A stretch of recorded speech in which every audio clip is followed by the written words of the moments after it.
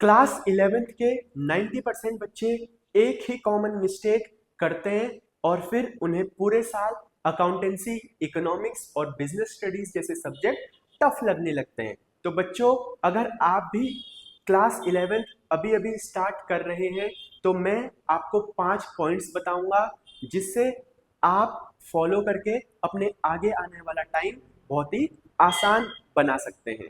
तो हेलो बच्चे लोग, कैसे हैं आप सभी लोग। आई होप कि आप अच्छे होंगे और आपकी पढ़ाई भी बहुत अच्छी चल रही होगी। तो यहीं पर को जो हमारा पहला पॉइंट है वो सामने निकल के आता है। वो ये है कि अमाउंट लिखने से पहले आपको कॉमा लगाना सीखना पड़ेगा।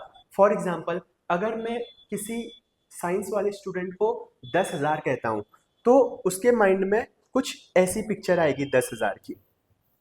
अगर मैं किसी कॉमर्स वाले स्टूडेंट को बोलूँगा तो उसके माइंड में कुछ ऐसी पिक्चर आएगी। जो भी कॉमर्स वाला स्टूडेंट होगा वो प्रॉपर कॉमा के साथ कोई भी अमाउंट लिखेगा।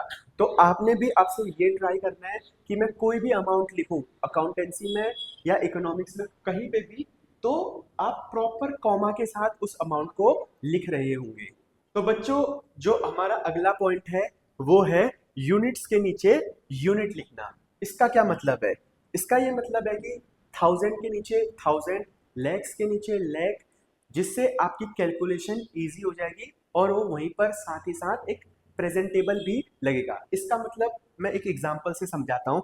फॉर एग्जांपल, मैं आपको कहता हूँ कि आप 20,000 लिखो, फिर आप लिखो 30,000, फिर आपने लिखा 40,000, फिर आपने लिखा 50,000।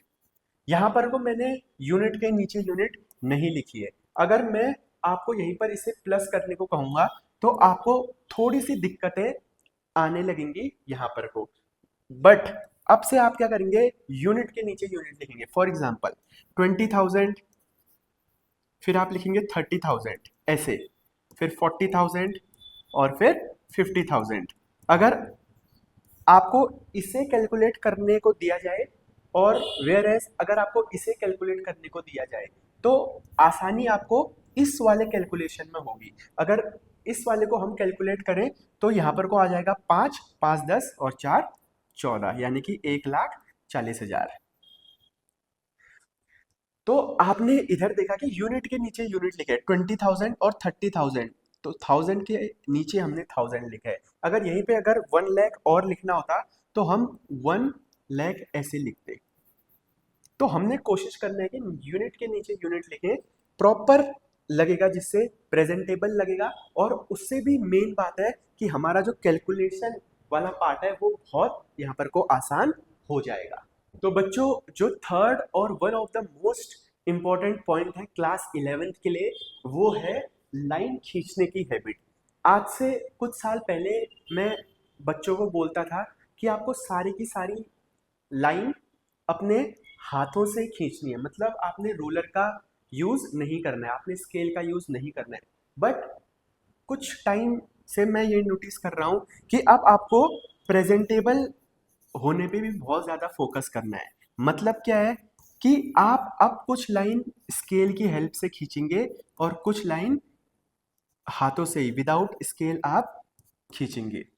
अब ये आप पे डिपेंड करेगा। फॉर एग्जाम्पल, अगर सिर्फ एक जर्नल बनाना है, आपने सिर्फ एक जर्नल एंट्रीज का क्वेश्चन है तो वहां पर को एक ही परफॉर्मा बनाना पड़ेगा। तो सिर्फ आप स्केल की हेल्प से इसको प्रॉपरली कर सकते हैं। बट अगर आपको लेजर बनाना है, लेजर में वहीं पर आपको 8 10 कहीं कहीं पे 15 अकाउंट भी बनाने पड़ेंगे। तो 15 अकाउंट में अगर आप लाइन प्रॉपर स्केल की हेल्प से खींचोगे तो बहुत ज्यादा आपका टाइम लगने वाला है।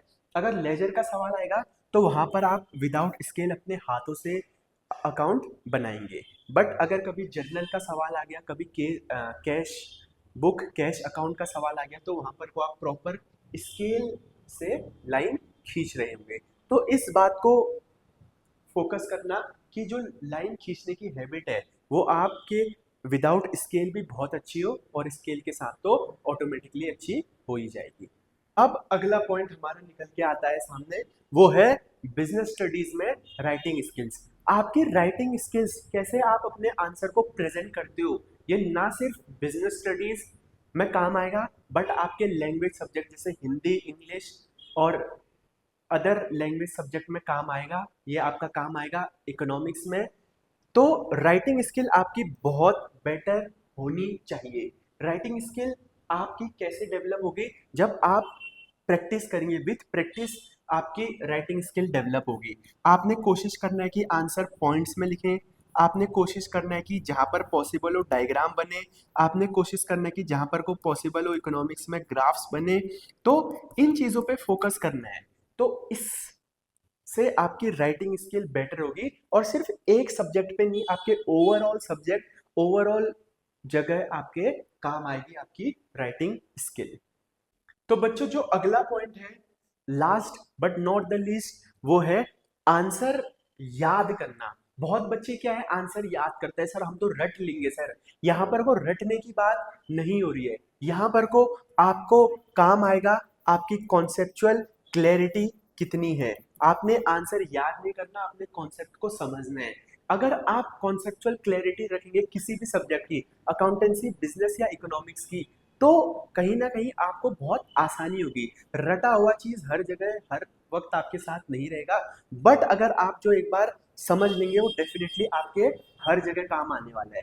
तो कॉन्सेप्चुअल क्लैरिटी रखो, ऐसा क्यों हो रहा है, कैसे हो रहा है, कब हो रहा है, इन सब चीजों को फोकस करो। आपके टीचर्स यहाँ पर को डेफिनेटली हेल्प करेंगे, और टीचर हेल्प नहीं कर रहा तो कोई दिक्कत की बात नहीं, कॉमर्स सिंप्लीफाइड तो आपकी हमेशा हेल्प करेगा ही। तो बच्चों ये कुछ 5 पॉइंट्स मैंने आपके सामने रखे हैं, बहुत ही बेसिक पॉइंट है। अब आपको कोई यहाँ पर को ये थोड़ी सिखाएगा कि यार कॉमा लगाओ, कि यार ऐसे करके बढ़िया तरीके से लिखो। यहाँ पर कोई बहुत बेसिक चीजें हैं, लेकिन अगर जिसने बेसिक चीजों में मास्टरी कर दी, वो डेफिनेटली आपके 12th क्लास में आपके सीयूटी में भी काम आएगा। तो जिसको भी ये पॉइंट्स अच्छे लगे, बेसिक पॉइंट है और बहुत अच्छे पॉइंट है, जिसे भी ये पॉइंट्स अच्छे लगे वो अपने दोस्तों के साथ जरूर शेयर कीजिए। डेफिनेटली ये उनके भी काम यहाँ पर को आने वाला है। तो बच्चों मैंने आपको जो भी बातें बताई है, आप उन बातों को अच्छे से समझो और अच्छे से इम्प्लीमेंट करो, क्योंकि class 11th is all about basic and habit formation. अगर आपके बेसिक क्लियर हुए, आपके हैबिट अच्छे से फॉर्म हुए, अच्छे से डेवलप हुए, तो आपको क्लास 11th के साथ साथ ये क्लास 12th में भी हेल्प करेगी। और तुमको क्लास 12th में भी तो कॉमर्स सिंप्लीफाइड नहीं पढ़ाना है, तो आपके साथ साथ ये मेरी भी कहीं ना कहीं हेल्प करेगा। तो बच्चों आज की वीडियो के लिए बस इतना ही। अगर आपको क्लास 11th में अकाउंटेंसी, बिजनेस स्टडीज और इकोनॉमिक्स में कोई भी डाउट हो तो कमेंट सेक्शन में जरूर बताइए, हम उस पे जरूर वीडियो बना देंगे और आपको समझा देंगे। तो आज की वीडियो के लिए बस इतना ही। अब मैं आपसे मिलता हूँ अगली वीडियो में।